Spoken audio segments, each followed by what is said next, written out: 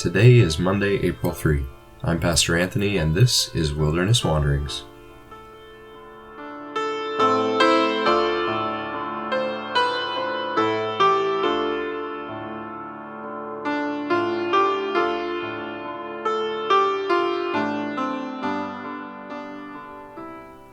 Today our text comes from Deuteronomy 5. These are the commandments the Lord proclaimed in a loud voice to your whole assembly, there on the mountain, from out of the fire, the cloud, and the deep darkness. And he added nothing more. Then he wrote them on 2 stone tablets, and gave them to me.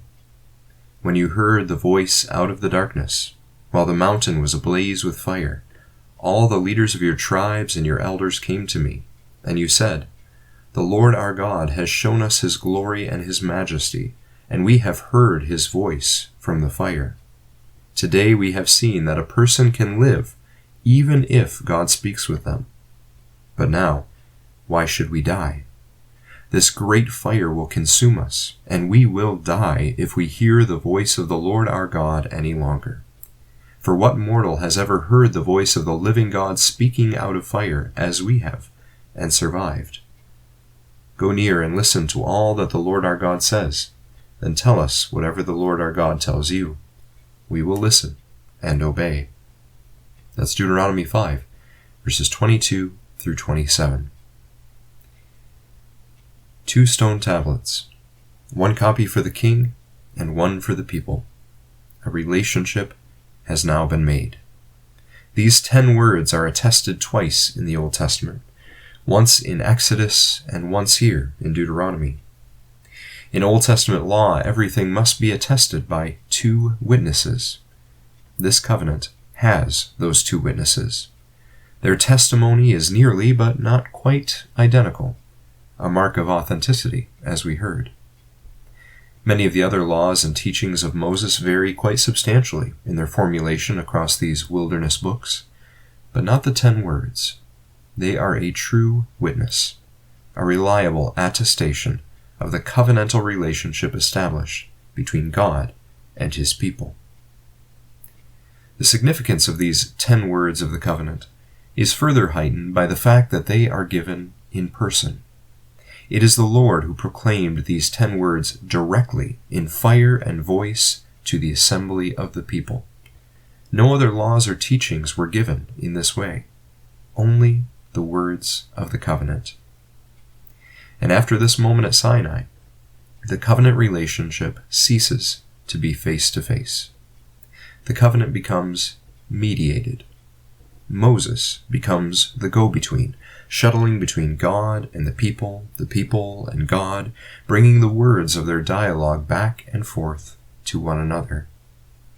We read that people requested this arrangement, and we also hear a verse or so later that God approved of it. But in the pages of these scriptures, we also hear echoes of the fact that this is not quite the way that it's supposed to be. Back in the garden, God spoke with Adam and Eve face to face after all. In Exodus 19, verse 6, the Lord says of the Israelites, You will be for me a kingdom of priests and a holy nation. At one point, Moses declares in Numbers 11:29, I wish that all the Lord's people were prophets, and that the Lord would put his Spirit on them. Priests, prophets, kingly image bearers of God, this is what the people were ideally called to be. But somehow, the fear of death had crept between the people and their God, and not even this experience of standing in God's presence and hearing his voice and living could deter it. Why should we die, they ask.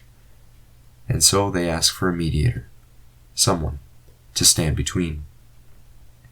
The book of Hebrews tells us that Jesus has become the mediator now of a new covenant, one in which we do now have direct access to God. Not only that, but the Spirit dwells within us. So there are no barriers to access on God's end, and any fears about death have been reassured by Easter life. The only question then is, are we willing to stand in God's presence, to hear his voice? Today is a new day in which this question comes to you. God is always speaking. Will you open your ears and your heart to join the dialogue? As you journey on, go with God's blessing. May the peace of the Lord Christ go with you wherever He may send you. May He guide you through the wilderness and protect you through the storm. May He bring you home rejoicing at the wonders He has shown you, and may He bring you home rejoicing once again into our doors.